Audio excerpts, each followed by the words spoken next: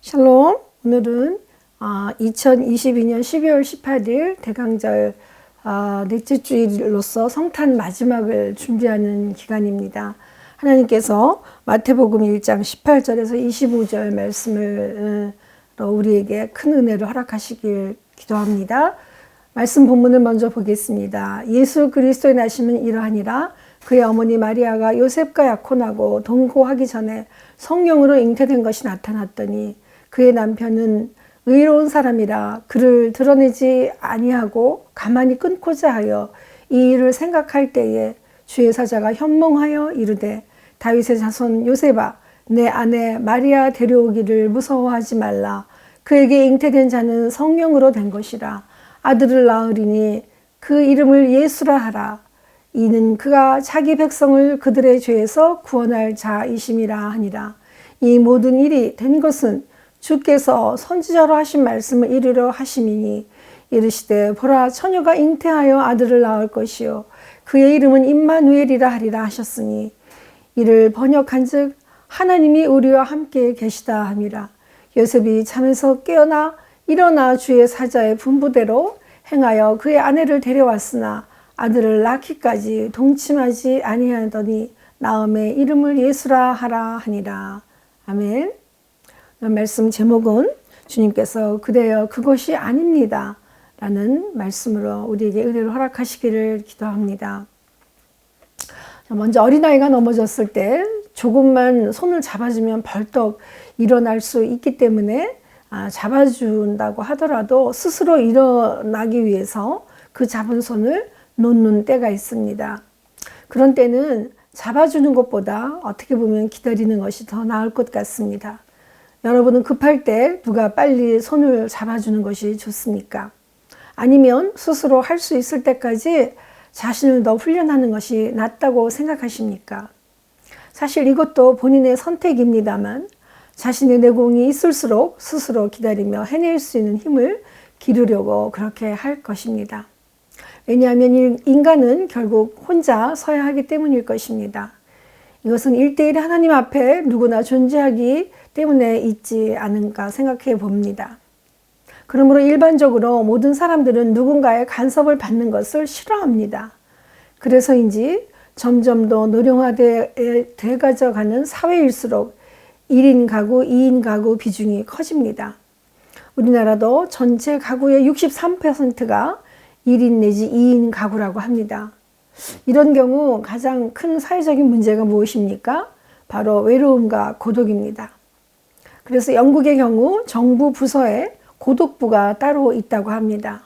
점점 생겨난다고 합니다. 다른 나라에서도 고독과 외로움이 얼마나 큰 국가 존재 위기와 인간의 위기이기에 이런 관리 부처가 다 생겼겠습니까? 앞으로 우리나라도 이런 길을 가고 있다고 보겠습니다. 이렇게 보면 인간은 선천적으로 간섭을 싫어하기도 하지만 결국 인간은 누구나 홀로이기에 견뎌내야 하는 일인 것 같기도 합니다. 그렇지만 결국 홀로선 인간이 누군가의 간섭 없이 또 인생 여정길을 마감한다는 것은 있을 수 없습니다. 간섭은 어떻게 보면 모든 삶의 과정에 있어서 필요하고 충분하기도 하고 또한 적절히 있어야 되고 없기도 해야 되는 것입니다.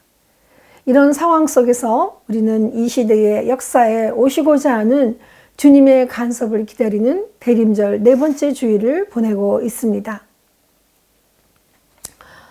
이제 18절에 보시면 예수 그리스도의 나심은 이러하니라.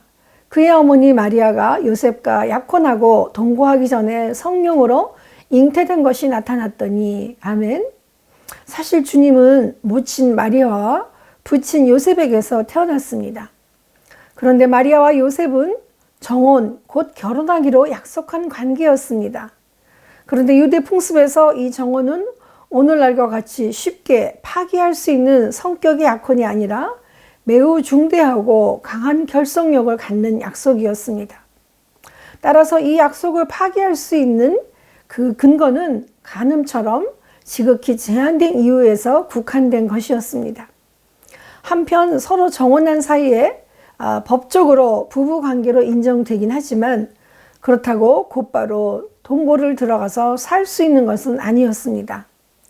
그러므로 유대 풍습에는 남녀가 정혼한 후에 얼마 동안의 기간이 지나야 비로소 동거할 수 있었으며 그 사이에라도 서로의 육체를 범하는 것은 법으로 금지되는 죄악과 같은 것이었습니다.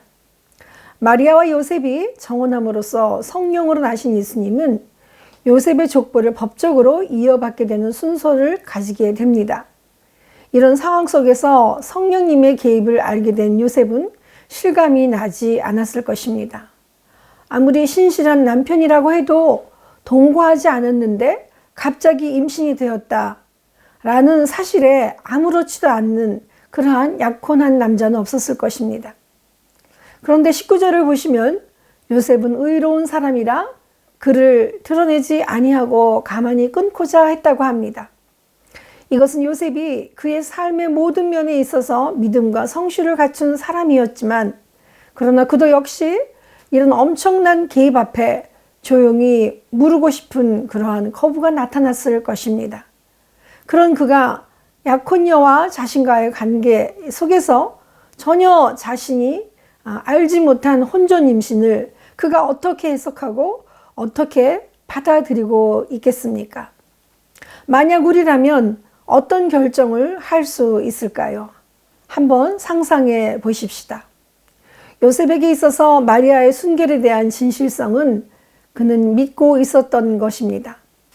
그렇지만 어떻게 처녀가 남자 없이 그것도 하나님의 영으로 잉태되었다? 그 사실이 믿어지겠습니까? 이것은 요셉의 지식과 이성을 초월하는 그러한 이해하기 어려운 일이었을 것입니다. 때문에 믿고 싶으나 믿을 수 없는 그 일에 대해 정말 최선의 방법은 조용히 혼인을 파기하는 것이었을 것입니다. 그리고 그렇게 함으로써 파혼의 결과로 오는 여러 가지 충격들을 최소화시키려는 그의 의도가 있는 것입니다. 모든 일의 종결과 마무리를 하는 경우에 있어서 사람마다 그 유형이 다를 것입니다. 일종의 삶의 스타일이라고 할 수 있겠습니다. 보통 4가지 유형으로 많이 분류를 합니다. 하나는 늘 베푸는 사람, 또 하나는 자신만 괜찮으면 된다는 이기적인 사람, 자신도 남도 괜찮다고 생각하는 무관심한 사람, 당연히 인간으로서의 도리를 할 것을 하면서 자신은 늘 베푼다고 그렇게 생각하는 사람입니다. 우리 자신은 어떤 유형일까요? 저는 아마도 4번째 유형에 가까운 것 같습니다.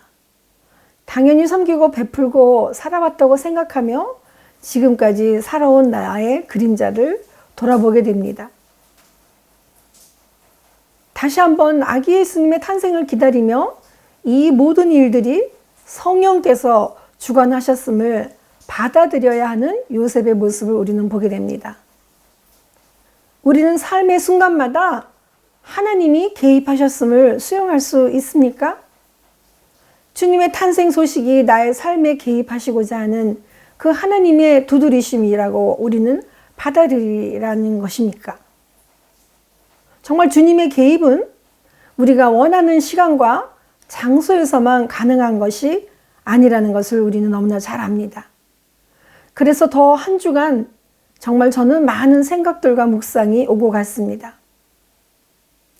요셉도 이 생각 때문에 묵상에 잠겨 있을 때 20절에 보시면 주의 사자가 현명하여 이르되 다윗의 자손 요셉아 내 아내 마리아 데려오기를 무서워하지 말라. 그에게 잉태된 자는 성령으로 된 것이라고 알려주십니다.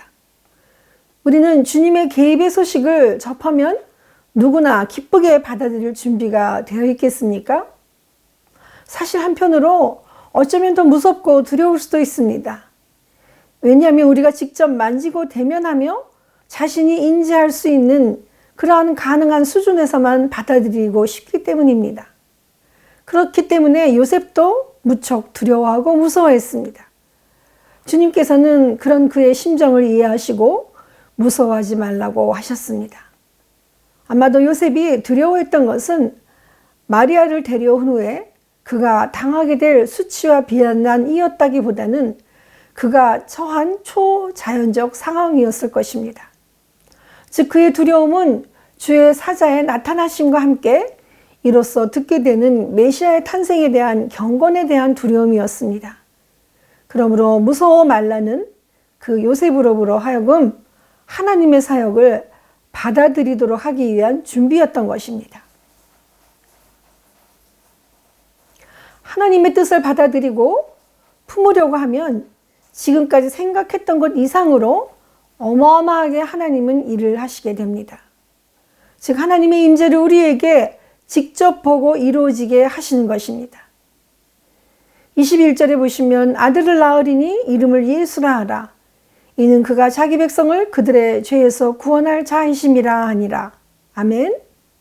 보통은 아기가 태어나서 8일 만에 할례를 받고서야 비로소 유아의 이름을 지어 하나님의 언약의 백성으로 그 이름을 부르는 것이 이스라엘의 관습이었다고 합니다. 그러나 주님의 이름은 그가 태어나기도 전에 이미 지어졌습니다. 이것은 마치 요셉의 권리를 빼앗는 것 같지만 오히려 더 정말 자연스러운 것으로 하등의 문제가 되지 않습니다. 왜냐하면 예수라는 이름은 그 신적 기원을 가짐으로써 하나님이 그의 친아버지가 되심을 입증하고 있는 것입니다. 맞습니다. 이제 하나님은 완전한 임재를 통해서 예수의 탄생은 하나님의 작업이심을 어느 하나도 놓치지 않도록 완전한 임재를 드러내고 계시는 것입니다. 그리고 예수라는 이름은 이스라엘 사회에서 흔한 이름이었습니다. 그렇지만 그 의미가 그가 자기 백성을 죄에서 구원할 것이라 라고 하는 구체적인 설명까지 허락하신 것입니다. 그리고 또한 이 모든 일들이 되어지는 것은 주님께서 모든 선지자들을 통해 하신 말씀을 이루어지고 있음이라는 것입니다. 그러므로 이사야서 7장 13절 14절에 이사야가 이르되 다윗의 집이여 원하건대 들을지어다.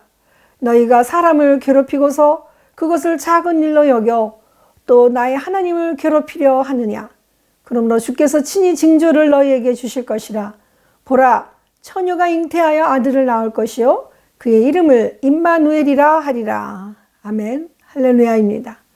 맞습니다. 지금으로부터 2000여 년 전부터 그렇게 기다리도록 하신 주님의 탄생의 소식이 우리의 삶 구석구석에 우리가 알지 못하고 준비되지 않았던 곳에서라도 하나님의 임재의 소식으로 다가오는 이 축복이 우리 앞에 이루어지기를 간절히 소원합니다. 우리는 이제 일상 속에서 우리에게 늘 전해지는 소식을 듣게 됩니다. 그 소식이 정말 일생의 가장 귀한 일이라면 우리는 기다리지 말라고 해도 학수고대하며 기다리게 될 것입니다.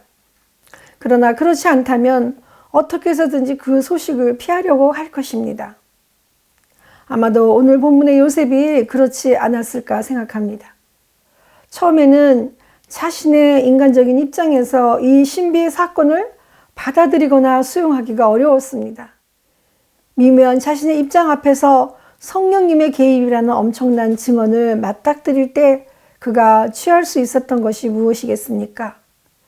요셉은 이제 주님의 때가 오기를 기다리는 것이 유일한 그가 할 수 있는 일입니다. 그런데 그냥 기다린 것이 아닙니다. 성령께서 하신 말씀을 가슴에 품고 기도하며 기다리게 하셨습니다. 그것은 처녀가 잉태하여 아들을 낳을 것이요 그의 이름을 임마누엘이라 하리라. 말씀을 주셨고 그는 이제 잠에서 깨어났습니다. 요셉은 꿈속에서 주의 사자로부터 계시를 받게 되었습니다. 그 계시가 비록 꿈으로 나타난 것일지라 하더라도 의로운 사람 요셉은 자신의 고민과 갈등을 벗어버리고 천사의 명령에 즉각 순종하였습니다. 그리고 이미 정언하였던 마리아를 요셉은 자신의 집으로 데려오므로 주님의 탄생으로 말미암아 맡은 책임과 의무를 다하겠다는 행동을 취한 것입니다. 그리고 이 얼마나 엄청나고 기쁜 일이겠습니까? 한 집안의 가장으로 아이가 태어난다는 것, 정말 가문을 잇고 생명의 탄생으로 말미암아 자신이 아버지가 된다는 것, 얼마나 기쁜 일이겠습니까? 그런데 이것이 계획도 없이 하나님이 하신 일이라고 하며 아이가 태어난다고 하니 뒷전에 물려 무엇을 어떻게 해야 할지 난감했을 것입니다. 완전 주님의 말씀 앞에 얼어버린 요셉이었을 것 같습니다. 그러나 성령님께서 인도하심으로 그는 완전히 말씀에 녹아져 주님의 사랑으로 일어서게 된 것입니다. 잠에서 깨어난 요셉은 주의 사자의 손에 이끌려 주님의 탄생을 준비합니다. 신부 마리아를 데려오고 남편으로서 끝까지 그녀를 지켜주려고 준비합니다. 그런데 그 과정이 얼마나 조마조마했겠습니까? 아마도 그가 살던 땅에서는 준비할 수 없었을 것입니다. 오늘 본문은 아직 언급하지 않았지만 요셉은 이제 떠날 준비를 합니다.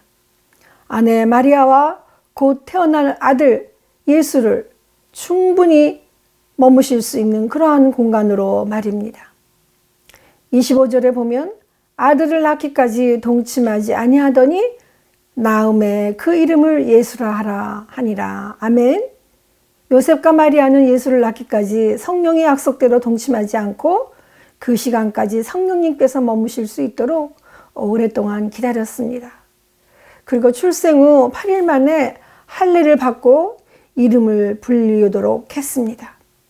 물론 예수라는 이름은 천사로부터 받았지만 그의 아버지 요셉에 의하여 불리워졌고 법적인 부친의 권리를 행사하게 된 것입니다. 이로써 예수는 법적으로 다윗의 혈통을 받게 된 것입니다. 그리고 마리아와 요셉은 예수님과 형제들이 있도록 그 후로부터 동침하여 여러 자녀를 낳았습니다. 예수님의 가정 배경을 보시면 다시 한번 부모의 헌신적인 사랑과 신뢰 그리고 건전한 가족관계의 모형을 보게 됩니다. 세상적인 눈으로 본다면 누가 봐도 역기능적인 가정이고 그리고 사람들의 상식적으로 볼 때 가십에 휩쓸리기 딱 좋은 소재를 가진 망가진 가정입니다. 그런데 하나님의 계획은 그것이 아니라는 것이 얼마나 멋진 소식입니까? 하나님은 우리가 가장 멋진 소식으로 세상을 구원하기를 원하시는 하나님의 행복이 이 안에 개입되어 있음을, 그래서 하나님의 개입이 바로 귀한 소식임을 다시 한번 듣게 되는 것입니다.